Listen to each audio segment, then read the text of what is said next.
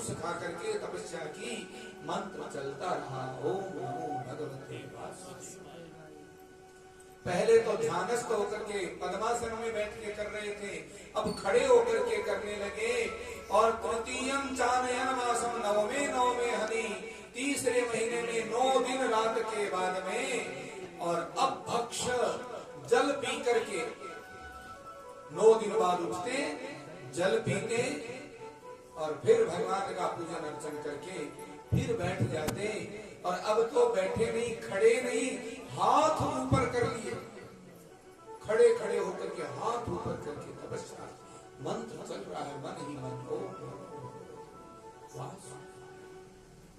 चतुर्थम वै मासम द्वादशे हनि, चौथे महीने में 12 दिनों पर वायु भक्षो जितस्वासो, वायु पी करके तपस्या कर रहे हैं। और अब 5वां और 6ठा महीना, 2 महीने वायु भी पीनी बंद कर दी।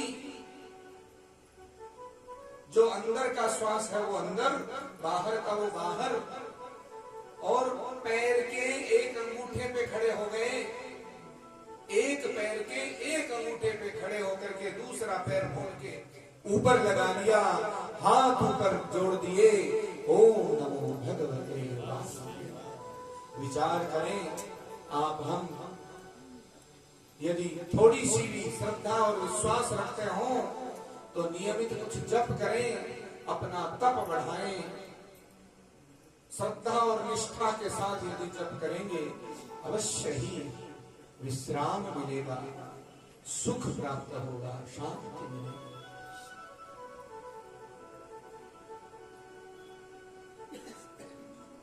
आजकल तो ऐसा चलता है, सुबह सुबह जल्दीबाजी में आरती पूजा कर रहे होते, ओ हो, चाय बहू ने चढ़ा दी होगी, हाँ उभर तो नहीं गई है, अरे बहू थोड़ी सी और उकाड़ी दे, अरे चाय बिना रहा नहीं जा रहा, थोड़ी सी दे और तन मन धन समर्पण कर दिया। कितना नाटक है, दुनिया भर का नाटक देख देख करके हम नाटकी हो गए। तेरा तुझको अरे मेरी मत पी जाइयो, ढक के रखी, तेरा तुझको की बात हो रही। तो आरती गानी नहीं है, आरती जीनी है। भगवान हमारे चारों ओर हैं, फिर भी हम बैठे। अच्छा विचार करें, हमारे एक संत तो बोले मंदिर में कथा मत करवाया करो। बोले क्यों? बोले कम से कम देवताओं का अपमान तो ना हो। मंदिर में कथा करवाएंगे और गप्पे मारेंगे आपस में, क्या देवता देखता नहीं? इसलिए थोड़ी सी प्रार्थना कि आपको भी पुण्य मिले और मैं भी पतन की ओर न जाऊं कि कौन आया, क्या आया, कैसे कह के गया, कुछ पल्ले नहीं गया। हो सकता है कुछ बातें कड़वी लग जाए, लेकिन यदि किसी एक का भी जीवन सुधर जाए तो मेरा भी कथा कहना सार्थक हो जाए। नहीं तो माता पिता को क्या मिला?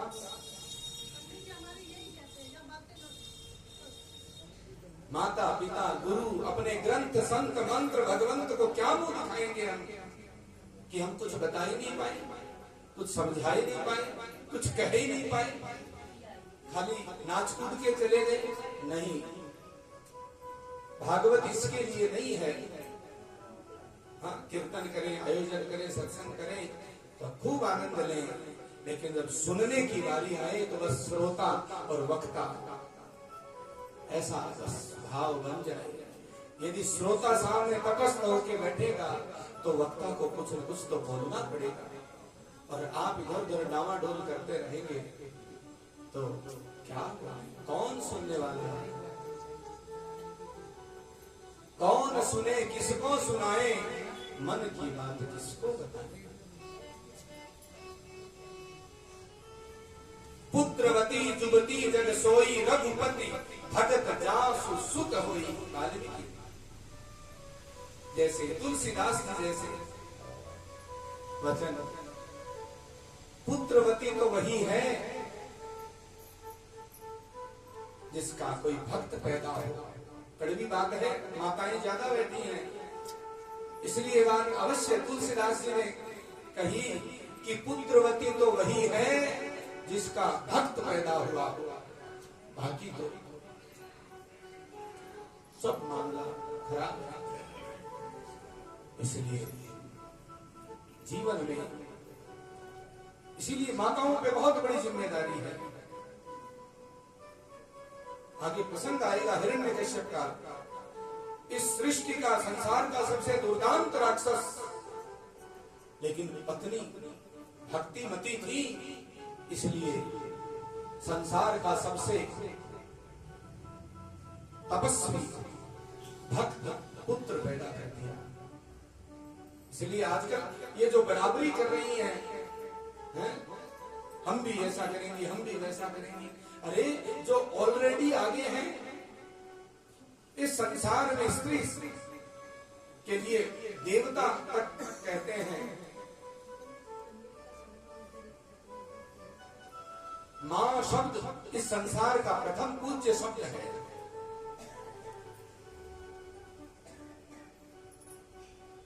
यत्र नार्यस्तु पूज्यन्ते रमन्ते तत्र देवता, जहां नारी की पूजा होती है वहीं देवता रमण करते हैं, देवता आते हैं। ये हमारे जब शास्त्र कहते हैं, और फिर कह रहे हैं बराबरी करेंगे। सबसे आगे जो धावक हो वो किसकी बराबरी करे? वो तो सबसे आगे है। मोक्ष मार्ग में आप सबसे आगे हैं, बस केवल अपने आचरण पे टिक जाएं तो हो सकता है पुरुष वर्ग का कल्याण हो ना हो, आत्मशक्ति का कल्याण सुनिश्चित है। क्यों कि वो कोई कल्याणकारी पुत्र को पैदा करती है, वो एक कुल का कल्याण करवाती है, जिसमें जन्म लेती है, जिसमें आती है, और उसको देख करके और कितनों को संस्कार मिलते हैं।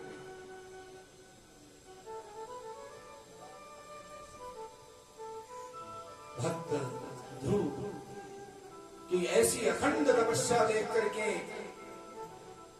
देवताओं के सिंहासन हिल उठे, इंद्रासन हिल उठा, समुद्र में जीव जंतु उबलने लग गए। क्यों कि प्राण रुक गए। जब व्यष्टि के प्राण रुकते हैं तो समष्टि के रुक गए, सब निर्जीव होने लगे पेड़ पौधे। देवता लोग घबराए, सब भगवान की शरण में आए। मैत्रेय जी कहते हैं भगवान ने सबको उत्तर दिया, मां भैष्टबालं तपसो दुरत्यया निवर्तयिष्ये प्रतियात स्वधाना यतो हि प्राण निरोधासी दौत्तानपातिर्मयि संगतात्मा।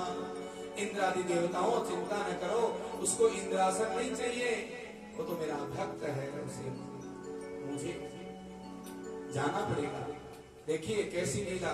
मैत्रेय जी कहते हैं कि भक्त भगवान की ओर आते हैं, आज भगवान भक्त की ओर जा रहे हैं। भक्त भगवान का दर्शन करते हैं, आज भगवान अपने भक्त का दर्शन करने जा रहे हैं।